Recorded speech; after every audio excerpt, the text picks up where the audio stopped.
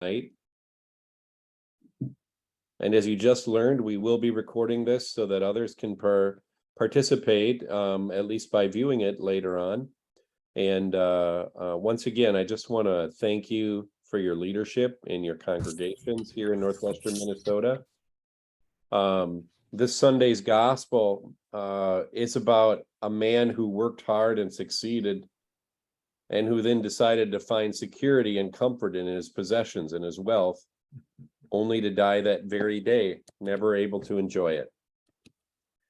And so the necessity for the sake of our souls and of our neighbors and the planet is that we find a proper way to regard our possessions and our wealth and the things that God's given us to care for.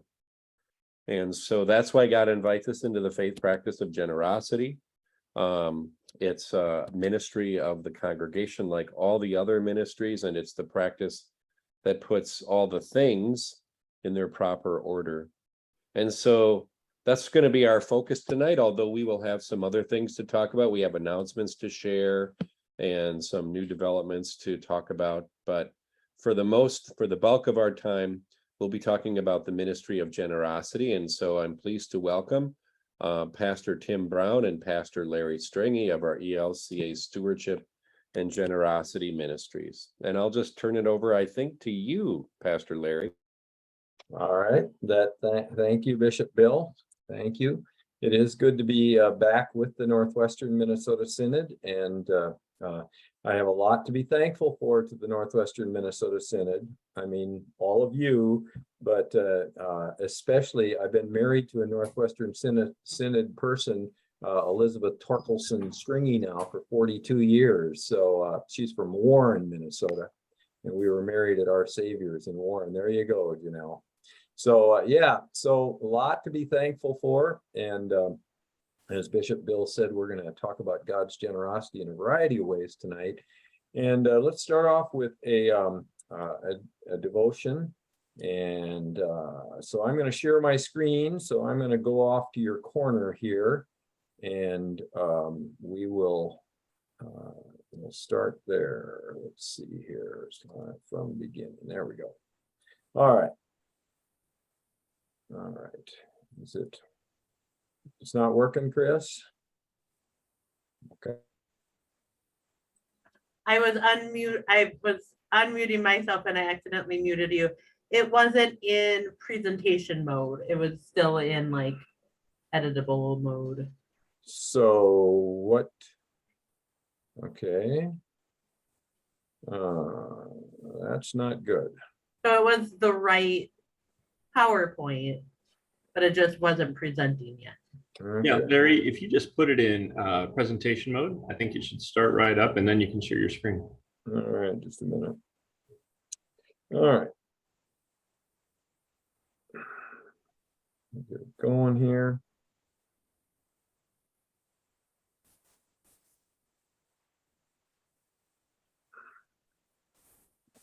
Oops.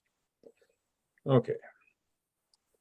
We checked this out beforehand. How come it, let's see if this works now. It was because we were being too efficient. I guess we were. Are you able to see it now?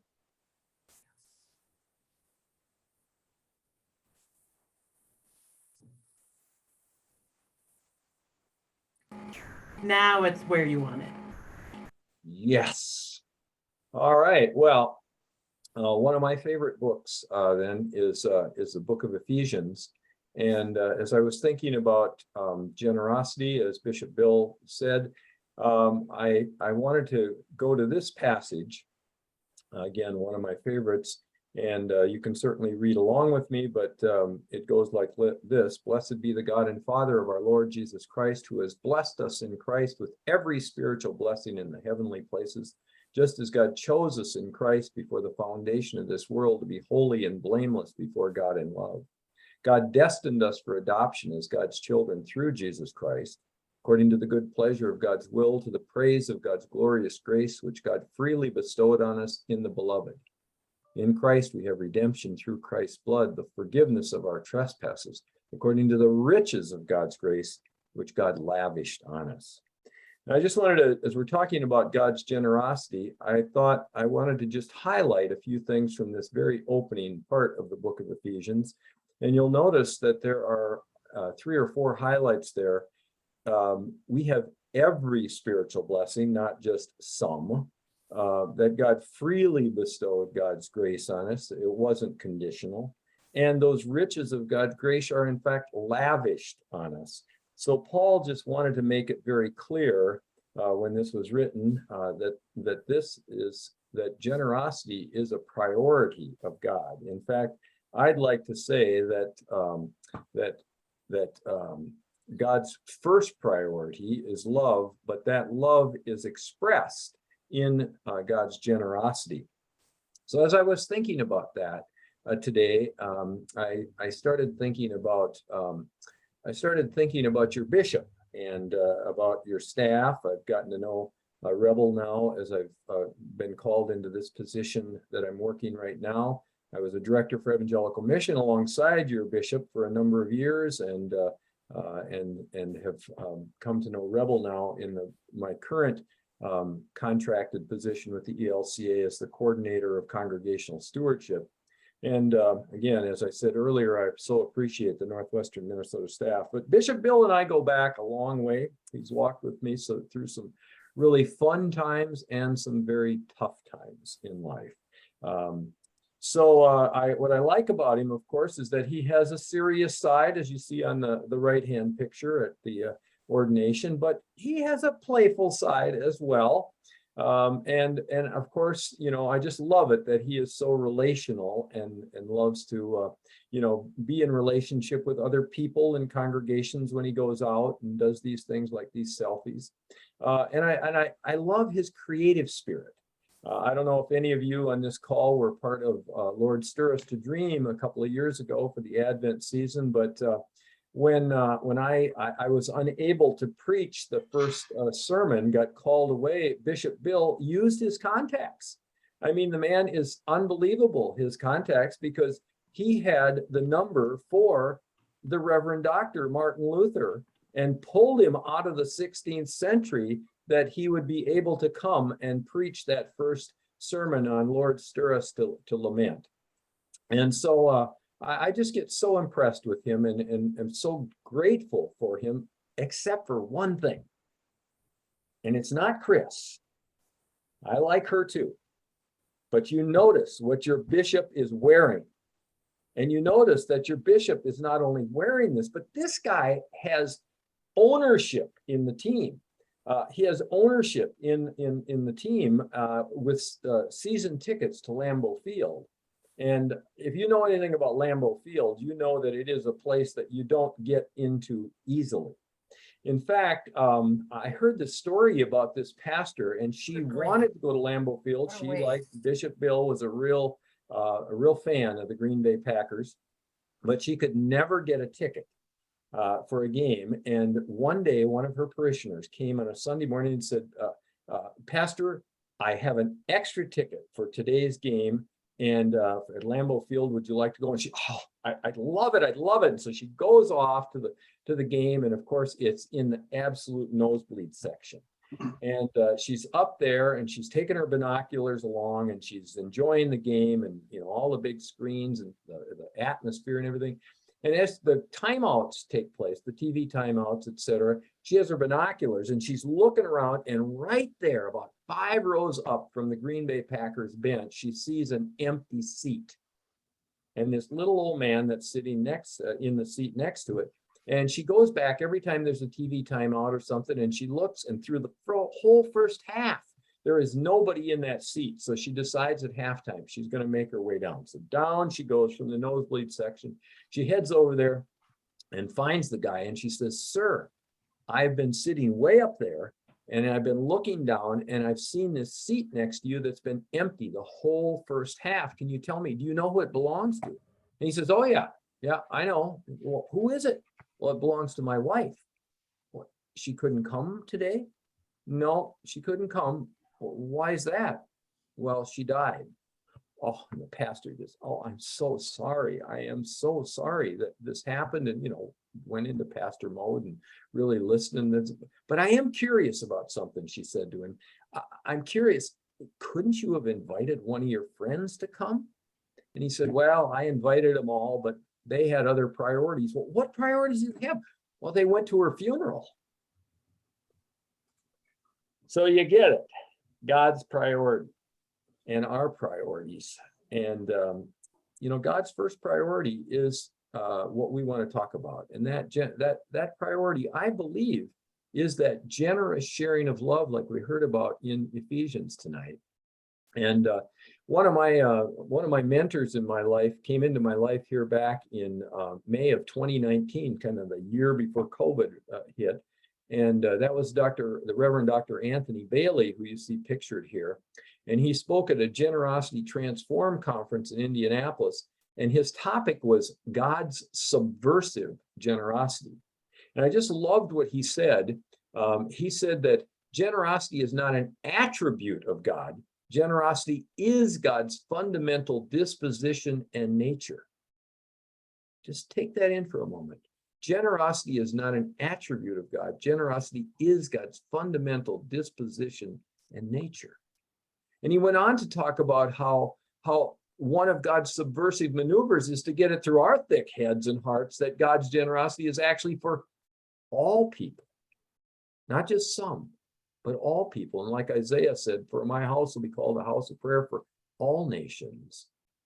And so we learn about that, and then we ask, what's our priority? What if our priority is to be generous as God is generous? Or maybe another way to say it is, what if our priority is to help others live into God's generosity? What would our world look like? Well, to answer that, let me turn to a story. Back in 2012, the Reverend Dr. Mark Allen Paul was speaking at an event called Rethinking Stewardship at Luther Seminary. And he was talking about biblical stewardship. And he turned to Psalm 1, happy are those who do not follow the advice of the wicked or take the path that sinners tread or sit in the seat of scoffers, but their delight, their joy is in the law, that is the story and the way of the Lord, and on God's story and way they meditate both day and night. They are like trees planted by streams of water, which yield their fruit in its season, and their leaves they do not wither. In all that they do, they prosper. Well, then in his talk, he was talking about other places that God's generosity is shown, not just the first book of prayer of the Hebrew people of Psalms, but he talked about it throughout the scriptures. And then he said, I've got one other thing to say in closing. And he said, do you know who the second happiest people on the planet are? And of course, all of us who were sitting there when he asked that question thought, not who are the second happiest, who are the first? But he was quoting a study, and he said this: the second happiest people on the planet are people who are grateful. But the happiest people on the planet are people who are generous. People who are generous, as God is generous. For this God lavishes God's love upon us, that we might give that to others, to share it with others, and to bring others to know the love of Jesus. Well, friends, pray with me as we come to the end of this devotional time. Gracious God, we thank you for your generosity, that it is who you are and who you call us to be. So transform our lives, help us as leaders in your church, lay leaders and rostered leaders, to be people who invite others into this generosity as we consider it this night and the callings that we have in our lives. In the name of Jesus, amen. All right, well, thank you. And I will I'll stop my share here and turn this back to you. Thank you so much, Pastor Larry. That was wonderful. I'm not sure about all, Bishop Bill is already in all of his Packer stuff. I don't know, but thank you. It was a lovely devotion. We will hear about it a lot. Also, Pastor Lee, you're going to have to think of a different stadium for the setting for that, because there are no bad seats at Lambeau. Yeah. Ever want to move from their seat. Mm-hmm. Oh my goodness. So I'm so thankful that all of you are here tonight. And for those of you that are watching this recorded, I wanted to tell you a little bit about our upcoming road trip. I hope that you have seen the announcements and that you saw the invitation that you should have received in the mail this last week. It went to your church. So if you didn't see it, make sure that you do. But I'm going to tell you that your Synod staff will be in Roseau at Mo Conference 1 on August 15th. We'll be at Zion in Thief River Falls on August 17th. Trinity in Crookston, Conference 3, August 16th. First in Alexandria, Conference 8. Now this is just, the numbers are all messed up because of the dates. August 22nd. Hope in Fergus Falls, Conference 7 on August 23rd. Calvary in Bemidji, Conference 4 on August 30th. Trinity in Detroit Lakes, Conference 6 on August 31st. And Christ the King in Moorhead, Conference 5 on September 13th. Chris made events for all of these on Facebook. So if you follow our Facebook page, you'll be able to go to your conference and find out if I said this all too fast. And we will be in those places from 5:30 to 7:30. We're going to have a meal together. We're going to have some really good conversation. Bishop Bill is going to do an opening Bible study. We're going to do some ministry spotlights and share all the good, fun, exciting ministry that is happening because of you throughout our synod. Pastor Janelle is going to talk about some good order. And if we let her right now, she'd yell, "Give me an O," because that is her thing. And then we're also going to talk about some more of what we're discussing tonight, some mission support and stewardship opportunities and generosity. Then we'll have some Q&A time, and Bishop Bill will send us out with a blessing. So that is our agenda for our road trip. And I also wanted to take the time, since tonight we are talking about generosity, to let you know that Chris will be adding 4 different stewardship generosity topic opportunities to our new website that she is brewing like you wouldn't believe. And she will be releasing it very, very soon. And those 4 opportunities, I'll tell you of 3 of them because you're going to hear an awful lot about cultivating generous congregations from Tim and Larry here in a minute. But I want to share with you that one of the options is called financial empowerment classes. And that is more of an individual track that you can take if it is you or another leader in your congregation or someone who is passionate about learning more about the goals of oh, thank you, Chris. There you go. Now I don't have to read all the things. Wonderful. Really it is focused on you as an individual, expanding and learning your own leadership skills, but then also being able to teach others in your congregation to do the same. So they do look really closely at your own personal beliefs of generosity and how are we trained to look at money and how is it and why is it hard to have conversations around money with other people. I have heard since starting this call so many times that people don't want to talk about money. People think of stewardship and generosity only about money when really it's generosity of our time and of our compassion and of caring for the land and money is part of it, but it is a small part of it. So that is really more of an individual route that you can take. The next one is called 6 Weeks of Money.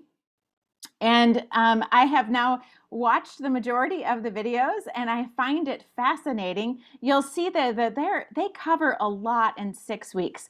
This would be a wonderful thing to do if you wanted to run the video and then sit with your group, your council, your stewardship team, whoever that might be, and have conversations that are theologically grounded in generosity. You'll see there that there are numerous things that are discussed and really some practical worksheets. That is the part that I like the most in this, which you'll see it's kind of a larger font.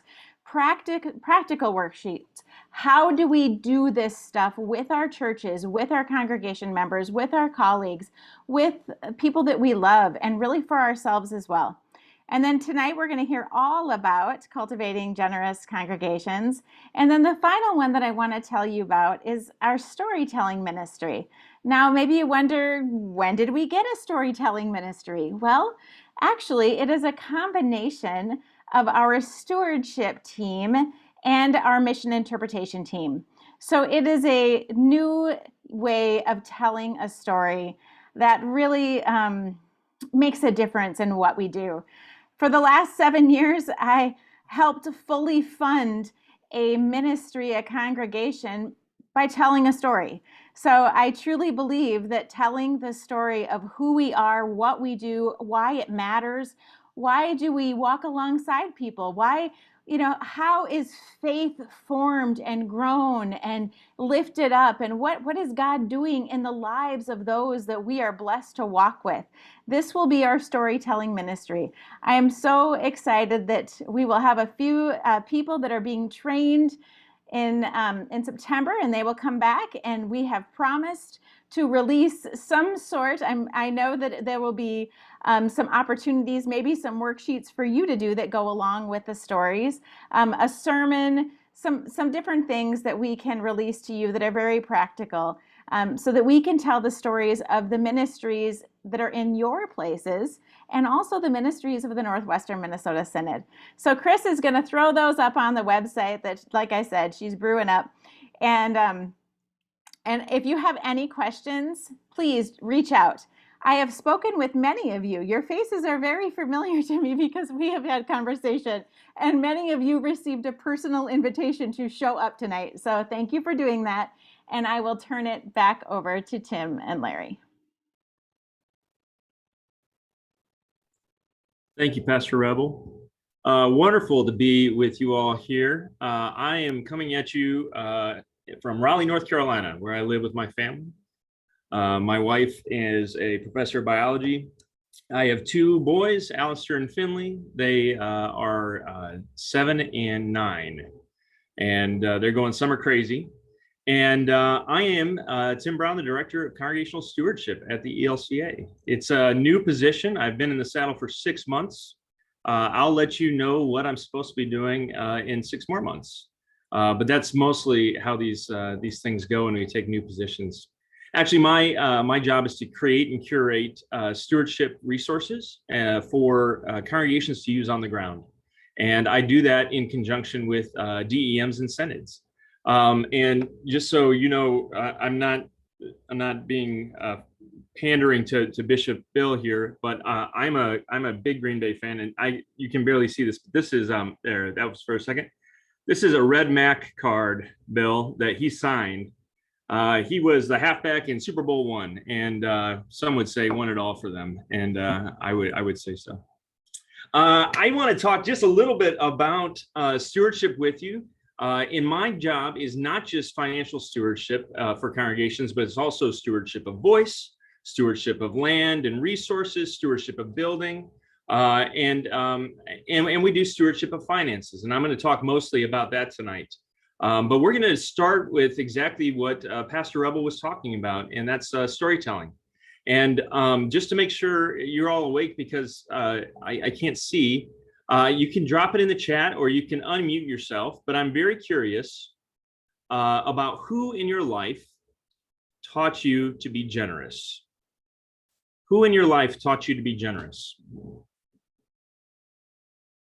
And you don't have to have an elaborate story with you. You can just drop that name in the chat. You could unmute yourself. I'm happy to entertain voices.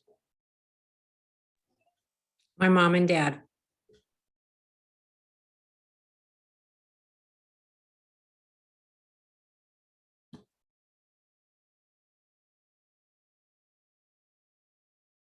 Mom and dad, grandmas, grandpas.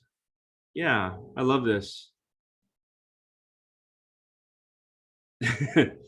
Sometimes we pull from other sandboxes that our Southern Baptist spouses teach us to be generous.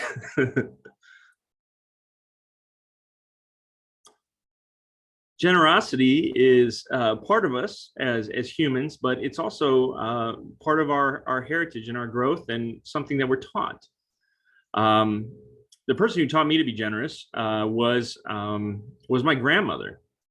And she taught it in many and various ways, but the memory that I have when I really understood that a checkbook is a moral document was after she died. My grandfather had died a good 8 years prior to that. So she was living alone in the house that they bought in 1948 in Miami Springs, Florida, with $10,000. And we were going through the house, and on her little reading table that's now in my parents' house, we found her checkbook. And in her checkbook, she had written out checks to be sent and mailed for months to come to her church, to charities that she felt strongly about, to her grandbabies for our birthdays. She was planning ahead, months to come. And that's when it really hit me that generosity is not something we do on a whim, but it's something we plan for. We build it into our life because generosity is it's a lifestyle. So tonight I'm going to do two things, and then I'm going to hand it over to Larry, and he's going to do one more. And what I'm going to do is I'm going to walk you through something that we call the 4 mindset shifts of moving from a scarcity thinking to a generous thinking, or Larry and I use the word sufficiency thinking. And sufficiency simply means we have all that we need. And in scarcity thinking is exactly what the world tries to push us in, that we're lacking something. So we're going to move from scarcity thinking to sufficiency thinking, and I'm going to do it using a book by Cliff Christopher called Rich Church, Poor Church. And I don't really like the name of that book, but I do like the book. And what he does is he sets up some tables that put side by side the behaviors of scarcity churches over and against the behaviors of sufficiency churches. And we're going to walk through it. And I really want it to be a conversation. So if you have questions, please raise your hand or drop it in the chat. And I'm going to rely on Chris and Pastor Rebel to let me know if there are things in there. And then at the very end, I'm going to give you 5 practical tips that you can put into practice this month to start moving the needle just a little bit even on some stewardship conversations in your communities. And then we're going to pass it over to Pastor Larry, and then he's going to tell you a little bit more about this cohort that we're holding this fall called Creating Generous Congregations. It's amazing. You're going to love it. But let's start here. So I'm going to share my screen. And I'm just going to warn everybody, I'm a Luddite, which means that eventually I will go move into the woods and bring nothing with me, no technology at all. So I'm a millennial that's not technologically savvy.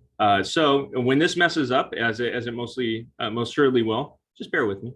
All right. Here we go. The 4 mindset shifts that we have. Can everyone see? Thumbs up? Yep. Great. It's not going to be in presentation mode. That's a little too advanced for me. 4 mindset shifts. When we're talking about generosity, a lot of times people think it's about dollars and cents or about electronic transfers or these sorts of things. It's not about any of that at all. At least it doesn't start there. Where it starts is with discipleship. Sometimes congregations will come to me and they'll say, you know, offering has been going down for the last 5 months, and we just can't seem to figure out what's happening. And I'll say something like, that's interesting. Tell me, what adult education courses are you running at the church right now? Well, what's that have to do with it? How do you welcome new members? Tell me how that happens at your church. We're contacting you to talk about finances, not new member classes.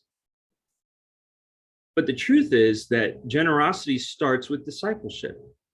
It starts with relationships and in the way that we integrate and we work with people in our community.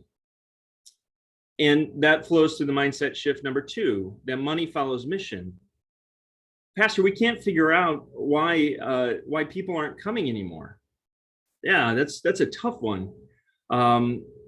Tell me, how are you living out your mission in your community? Or or better yet, if your church disappeared tomorrow, what would people miss? And not the people that go to your church, I'm talking about the people that don't. What would they miss? Churches that have very clear missions, have very clear purposes, have something to offer to the community. They're the ones that have the fuel to keep going, and the fuel is generosity. It's offering. The mindset shift number 3: sufficiency over scarcity. This is kind of a big one for me. Sufficiency, the idea that you actually have everything you need. It's all right there. It's just a matter of inspiration and motivation, and frankly, asking. Scarcity is, oh man, we got to reach more people to get more bottoms in the pew so that we can get more dollars in the plate.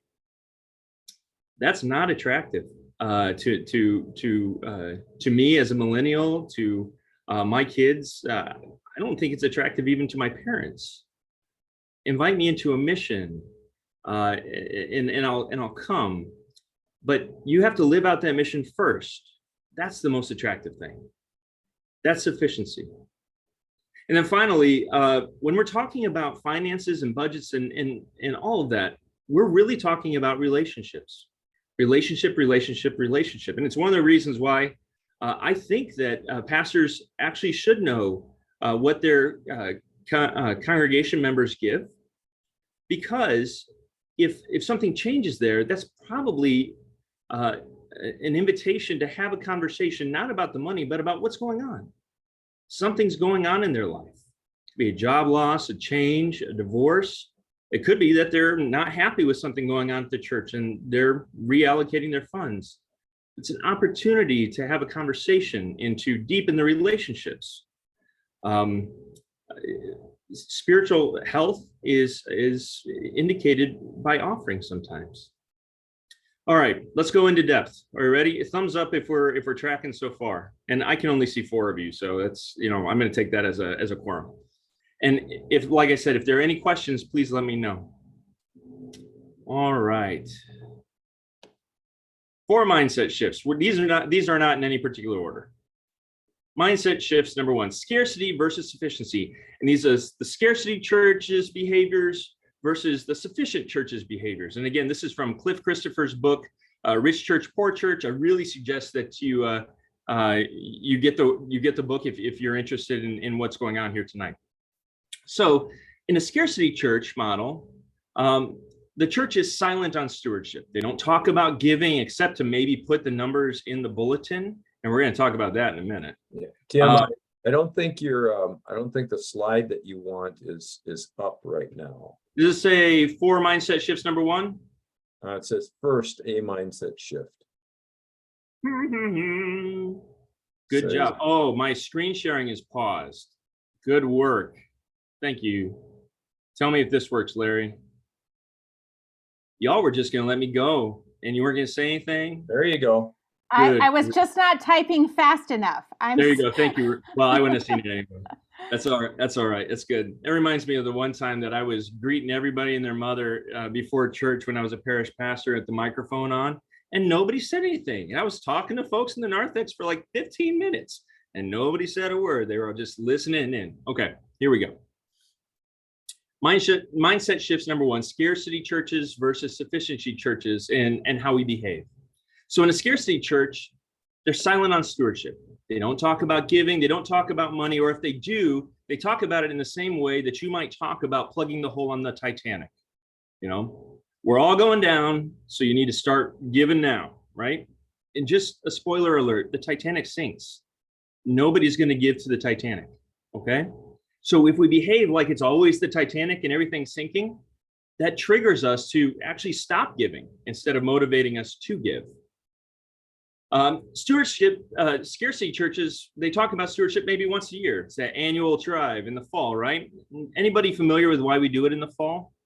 You might know that in Northwest Minnesota, you do it because that's when the crops were in. And so you know how much money you would have. And then you would kind of divvy it up. That's just the way it is. And we still follow that pattern. Isn't it amazing? Like 200 years later, we still follow this pattern. The offering in a scarcity church, the offering time in a scarcity church is a timeout. You know, the choir sings something nice. We might pass a plate, though some places aren't even doing that anymore. And it's not really ever talked about why we do this and what happens here. You know, it's just kind of, you do it. And then in a scarcity church, the pastoral leaders and the deacons, they hide what they give. I'm not talking about necessarily amounts, but I'm talking about the practice, right? But in a sufficient church, we talk about stewardship as a way of life. And so it's not just stewardship of finances, but it's stewardship of voice, and it's stewardship of building, and it's stewardship of land, and it's stewardship of all these other things. Finances fits in there so that it becomes a lifestyle, a habit that we talk about continually throughout the year. We don't talk about it just once a year. We will do stewardship stuff in the spring and in the fall. We'll have something in the summer, and we'll do something in the winter. And it's not just about fundraising. It's about talking about stewardship, which is why Pastor Rebel was talking about 6 weeks on money. It's a fantastic course. You can run it any time of year. And what it does is it has an honest conversation about whether your checkbook matches your values. And it's a really great tool. In a sufficiency church, the offering is a high point. When I started taking this seriously in my parish, what I would do is we would have the ushers come up and we'd start passing the plate, and then I would take 2 minutes and I would just tell them about something really cool that happened that week because of the gifts that they gave. So-and-so came to the door and they couldn't pay their electric bill. We were able to do that because of what you did here today, what you're doing right now. Or, you know what, youth trip is coming up and we are so excited. The kids are raring to go and their lives are going to be changed. They're going to change lives. And it's because of what you're doing right now. Now, that just took me 30 seconds. And that's all I would do. But it started changing the narrative and giving a little bit more purpose right there to that offering time. And then finally, pastors and deacons model. They model giving. And I would say that should be true with council members too. They model giving. And we're not talking about necessarily telling people the amounts or anything like that. But we're talking about them sharing why they give, sharing their generosity stories, sharing who taught them to be generous, and why they're giving to the ministry. This is mindset shift number 1, scarcity churches versus sufficiency churches. I'm going to move on to number 2, unless we see a hand raised.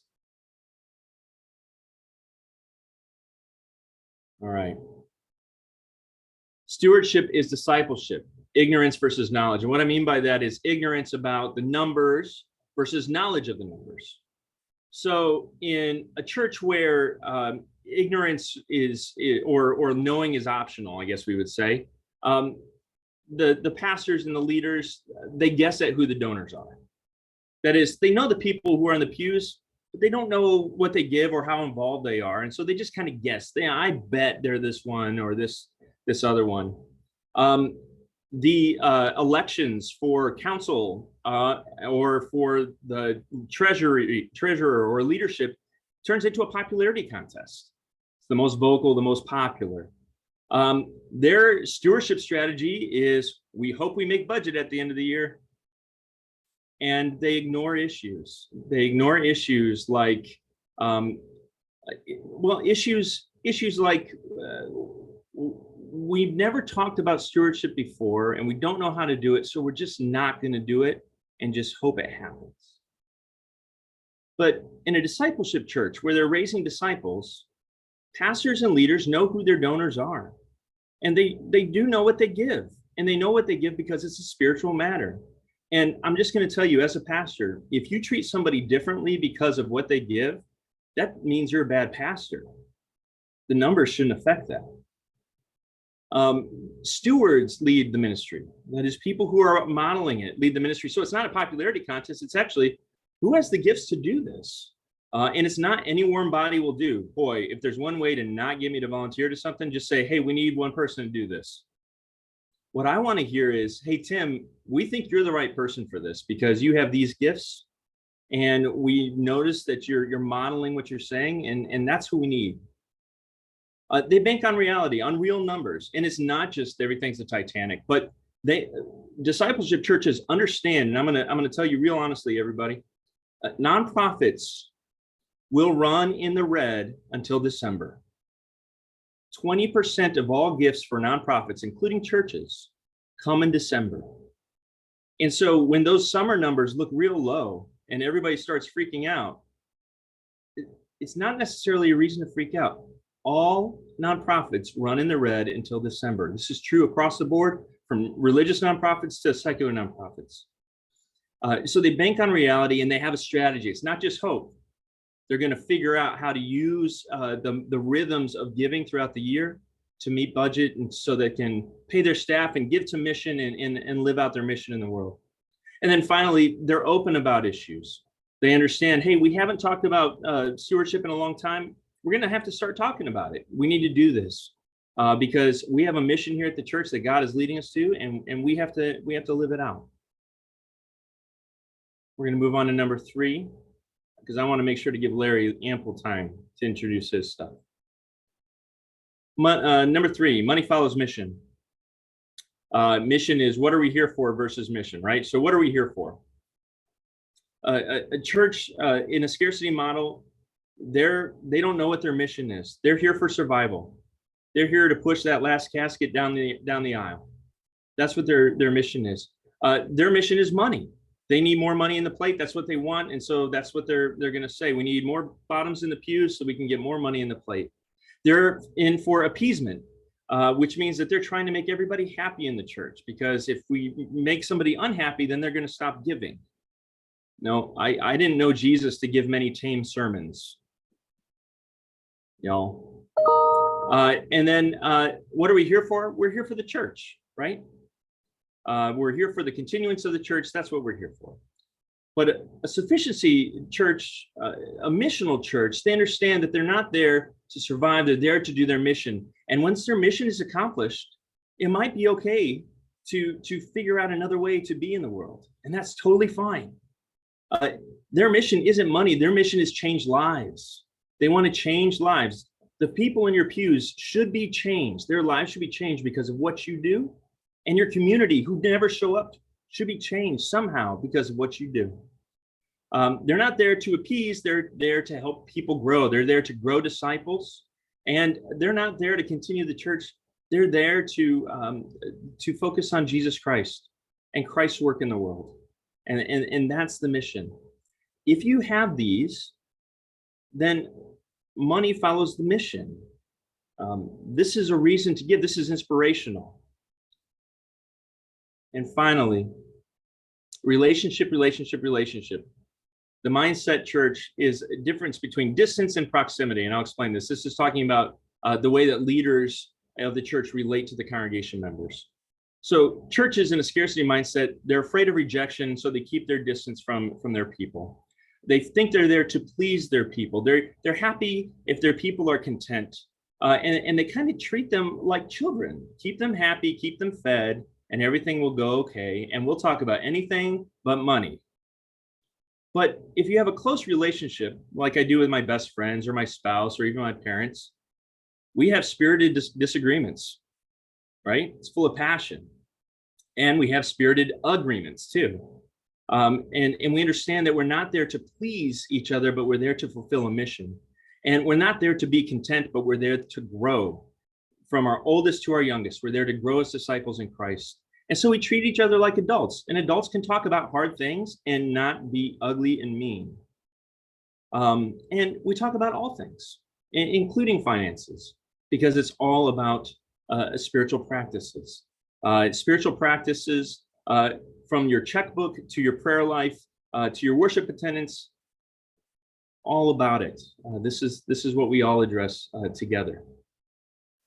When we do these mindset shifts, we figure out and we find out that people are inspired to give instead of just informed why they should give. And inspiration will win over information every day, every day. So I'm going to give you 5 tips here really quickly. 5 tips that you can put into practice this week, this month, let's see, is it sharing my screen? Let's see, 5 things you can do right now. We're still at 4 mindset shifts right now. Oh, it loves that, doesn't it? All right, hold up. Let me share. There we go. Did that work? Yes, way to go. All right. I tell you, I'm going to be a Luddite. I'm going to live alone in a cabin. Okay, here we go. 5 things you can do right now. 5 things you can do right now as a council, as congregational leaders, and your pastors should do this too. Make saying thanks a regular discipline. Before council meetings, I would pass out 3 or 4 names to the council members. I'd say, hey, give this person a call, tell them something cool that happened this week at church, and thank them that they're participating. We did it every week. Well, I mean, every month. Sometimes if we had multiple council meetings, we never skip it though. If you can, take those giving numbers out of the bulletin, and I'll tell you why. Remember when I was telling you that 20% of your giving will come in at the end of the year in December, right? It means that you're going to look like you're behind the whole year until December. And like I was saying before, nobody gives to Titanic. We don't want to give an impression that's not true, because all nonprofits are in the red until December. That's just the way it is. So take those out. If you have to, put them on a bulletin board someplace. You know, if folks are really interested, put them on a bulletin board. I had one congregation put them on their website. Don't do that. That's not a good idea, right? Use the moment around the offering to tell a stewardship story, kind of like I modeled just earlier. That's a really easy way to do it. Have the pastor do it, or have council members do it. They'll enjoy it. Tell your generosity story. Who taught you to be generous? It's really great. And finally, when you do your budget every year, rename your budget to reflect your priorities, so it doesn't look like operating costs, because operating costs is something that a machine does, and your church is alive. It's fuel for ministry, ministry fuel. That's what we named mine when I was a parish pastor. It's ministry fuel. It confused everybody for the first two years, but even that confusion was an opportunity for conversation. We want to share one of the things that we're doing here at the end of the year, at fall, towards the end of the year, cultivating generous congregations. So I'm going to pass it over to Larry, and then we'll take questions at the end. And it's late on my clock, but I'm happy to stay as long as y'all want. All right. Thank you very much for your attention. Pastor Larry, it's your turn.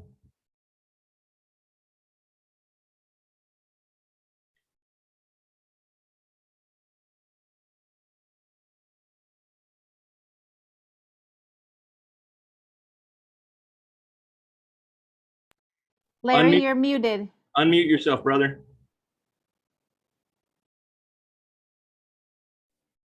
Thank you. Thank you. And Thank you. Bishop Bill, did you have a question for Tim? No, I was clapping. Oh, that was a clap. Sorry. I didn't see it fast enough. All right. Well, as Tim has already told you, there are things that you just learned from him that we would go into more in depth in cultivating generous congregations. So I want to just give you a brief little intro and an invitation to what I'll refer to as CGC, cultivating generous congregations. Instead of trying to say that, it's like, you know, trying to say collect seashores down by the seashore. Anyway, so we have this coming up in September, and our ELCA has partnered with the Lake Institute, which is part of the Lilly School of Philanthropy at Indiana University, and they have trained more people in the world of fundraising, whether it be in nonprofits or whatever. But they have one part of them called the Lake Institute on Faith and Giving, and they are the people that deal with the religious sector. So Lake Institute on Faith and Giving. And they have created this thing a number of years ago called Cultivating Generous Congregations, but they've adapted it now that it really fits today's culture. And what I mean by that is that what you're looking at right now is what's called their Path Right program. So their online learning model.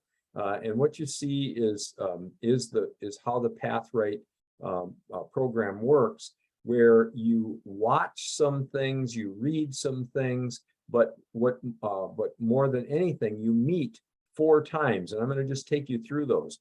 Those 4 mindset shifts that Tim just went over are the very foundation of cultivating generous congregations of CGC.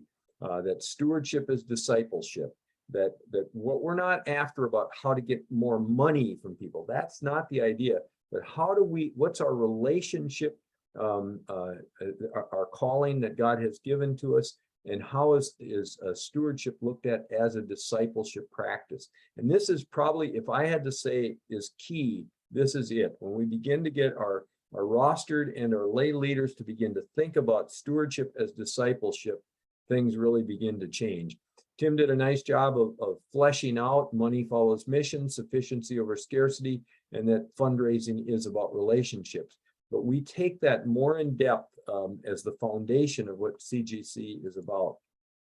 So I want to just very briefly take you into what you would get if you were to participate in this. So there are 4 Zoom sessions that the rostered leader and the pastor rostered leader would participate with, probably up to 3 people from the congregation, and would meet on these dates that I'm going to go over in the just next couple of minutes. On September 15th is the first session. And what we do is prepare you to learn more about generosity in context and theology of money. If you look on your screen, you'll see that it will say under generosity in context, you'll see that it says show 7 steps. Well, I'll look at one of those here in just a moment of what that would mean if you were to click that. So, but on the first time, we are introduced to generosity in context. In other words, what's the landscape for religiously motivated generosity today? What's going on in the world? And theology of money, what do money and giving really mean in our belief structures?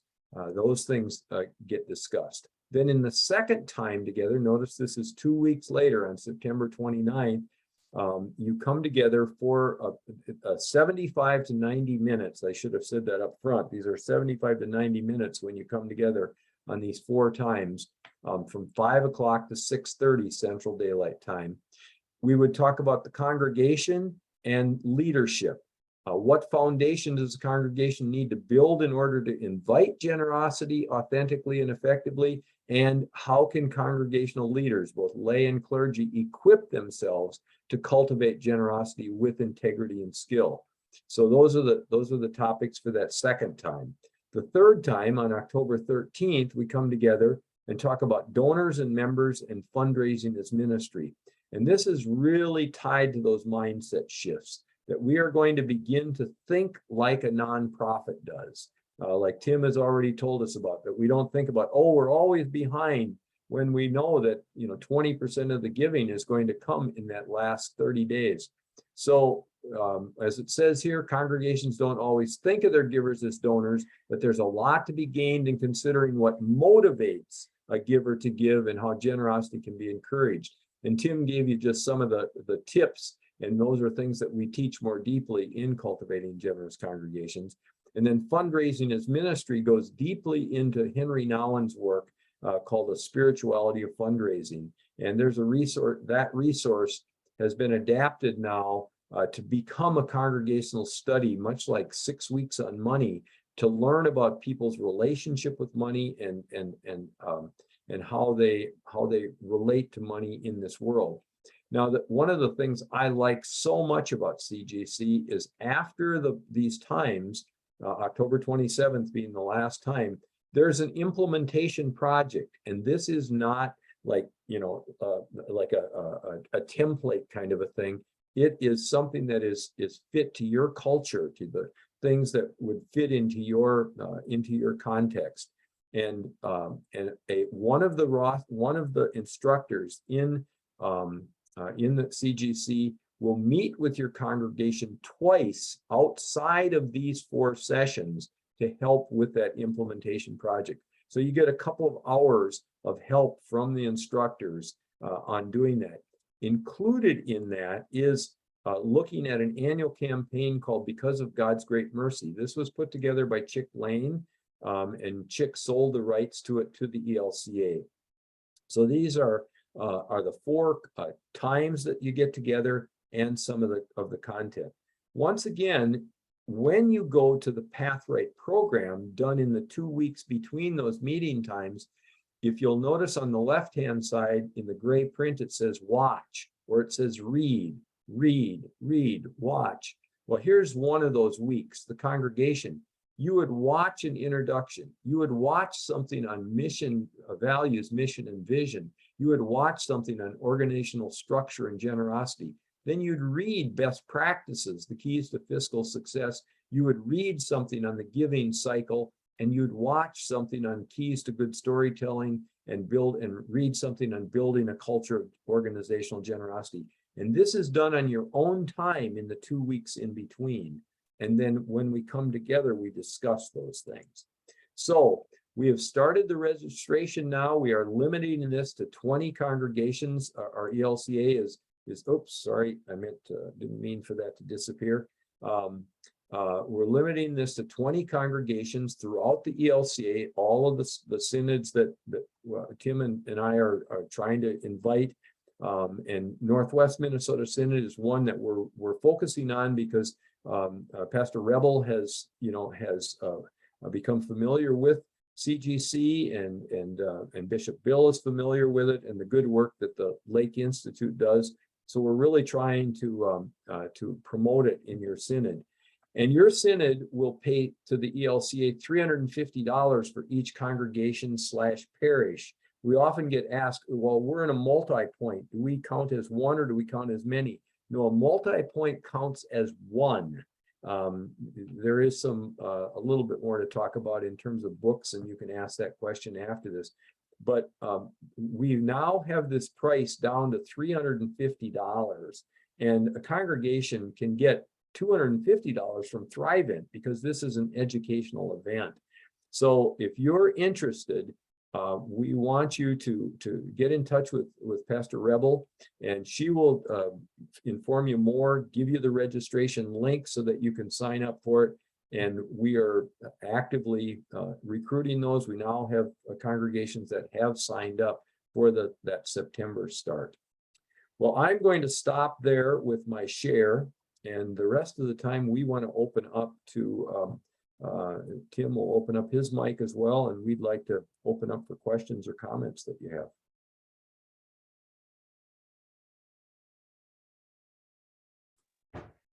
I have a question. Maybe I can ask on behalf of congregations I talk to around the synod. How vital is this for pastor and congregation leadership to work on together? Or is this something that pastor can get out of the way and a lay group can do? What, in your experience, Tim and Larry, would be best practice there? Are you, Pastor, are you talking about the Cultivating Generous Congregations or just stewardship implementation? Yes, both. Okay. In my experience, it's always pastor and congregational leaders holding hands, and has to be both on board, and that united front is the way that these things change over time. So with Cultivating Generous Congregations, we would like the pastor and congregational leaders to be involved. It can't just be one or the other. It has to be united front. We really believe that when we talk about those mindset shifts, Janelle and others, it is so important for that rostered leader to begin to see that talking about money is not about transactional talk. It's transformational talk. That's where we start with stewardship as discipleship. So we want that leader to learn how to do that, and we want their lay leaders to see why that's happening, and then to be able to support that. So both are absolutely critical. But thank you.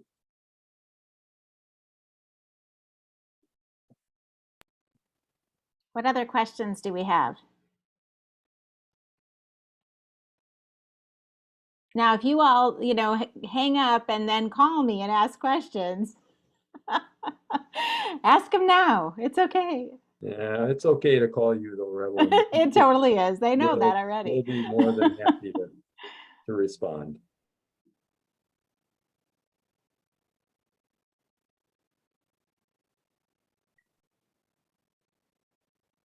Well, maybe they're just going to think about them. That's great. Thank you both so much. I feel like I've talked to you just so many times about this, and I'm really excited about your work, and I'm excited that it's a step. It's a baby step. It's a step where we're giving lots of options so that we can walk with congregations and leaders and do this work together. So I appreciate your work, and we're gonna turn this over to Chris. She's got a couple of announcements before we close up. Thank you for sticking on.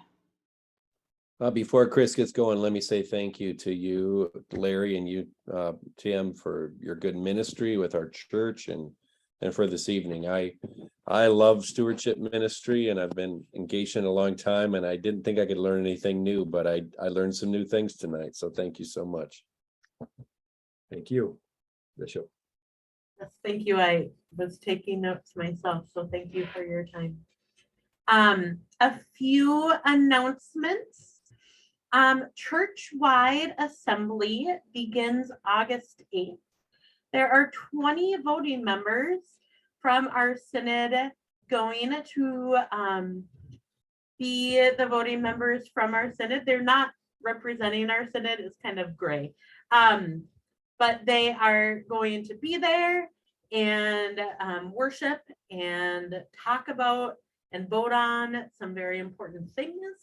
And Bishop Bill, is there anything about church-wide that beforehand that other than please pray for our voting members for travel and for our time together?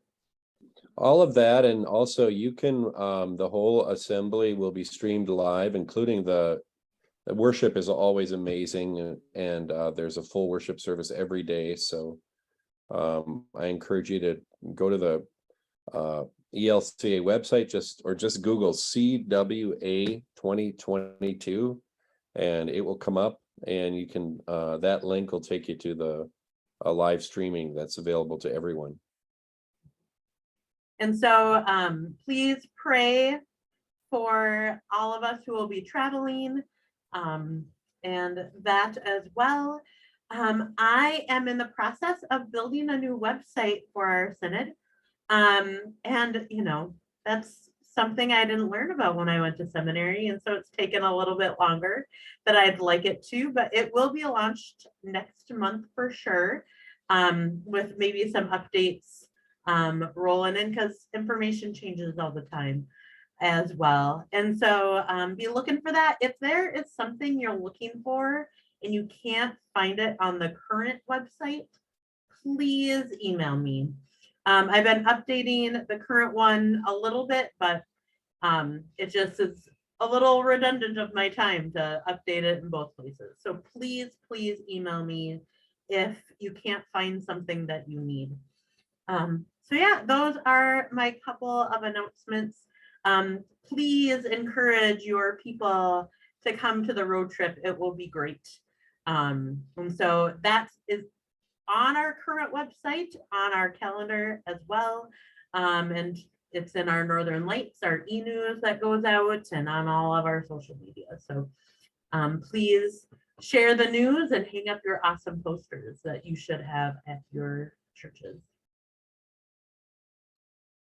Thanks, Chris. Pastor Janelle, will you close us in prayer? I'd love to. It's what I do best. Let's pray. Generous God, you gave us the gift of being generous too, through the lives of people, through being a part of churches and faith communities, and also shepherding and being a part of families.